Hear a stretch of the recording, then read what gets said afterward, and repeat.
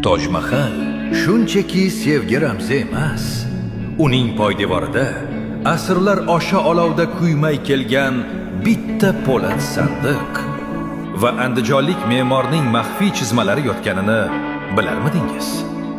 Hammasi 1607-yilda saroydagi shohona Mina bozorida boshlandi. 15 yoshli shahzoda Xurram 14 yoshli Arjumand Bonuni ko'rdi-yu, o'z aqlini yo'qotdi. U qizning qo'lidagi bitta shisha munchoq uchun bir siqim oltin tangalarni tutqazdi. U qizni shunchaki sevib qolmadi. Shahzoda o'sha kuniyoq otasi Jahongir shohning huzuriga borib, taxtdan kechsa hamki faqat Asafxonning qiziga uylanishini qat'iy talab qildi. Oshiqlarning olovi saroy odatlarini yengdi va ular unashtirildi. Ammo tarixiy kitoblarga ko'ra, saroy o'yinlari va munajjimlar bu to'yni naq 5 yilga kechiktirdilar. 5 yillik qat'iy taqiq.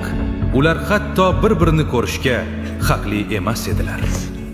Eng dahshatlisi, siyosiy sabablarga ko'ra shahzodani boshqa ayolga uylanishga majbur qilishdi.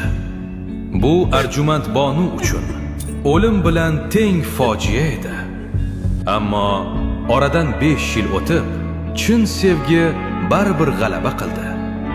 Shahzoda uni o'z nikohiga oldi va unga saltanatning eng buyuk ayoli Mumtoz Mahal, saroyning tanlangani degan unvonni berdi.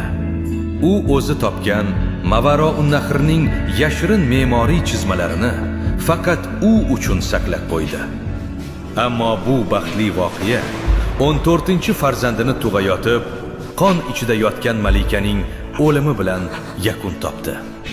O'lim to'shagida yotgan Mumtoz Mahal eridan qanday 5 ta shartni talab qilgan edi? Nega Toj Mahal qurilishi kerak edi? Buni 2-qismda bilib olasiz. O'tkazib yubormaslik uchun hoziroq obuna bo'ling.